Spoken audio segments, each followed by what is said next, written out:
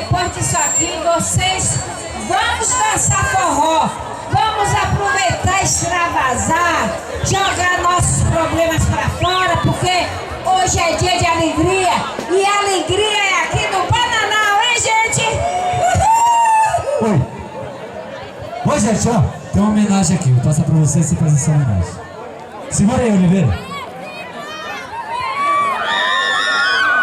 Aproveitando que estamos aqui todos reunidos nessa festa, o pessoal da quadrilha quer prestar uma pequena homenagem para a Aparecida.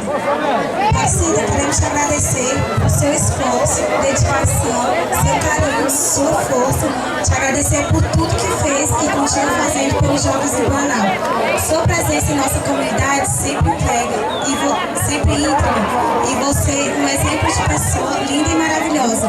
Queremos aqui só te agradecer e dizer que, além de tudo, você é muito querida. Inclusive, vale lembrar que na sua quadrilha do ano passado você ficou com pneumonia e nem por isso desistiu e continuou com seus esquisitos e com seus propósitos, apesar de muitas críticas, pois é aquele velho ditado: criticar é fácil, fazer é melhor que é difícil. Enfim, receba essas flores como um pequeno gesto de amor, em nome de todos da quadrilha. Muito obrigada.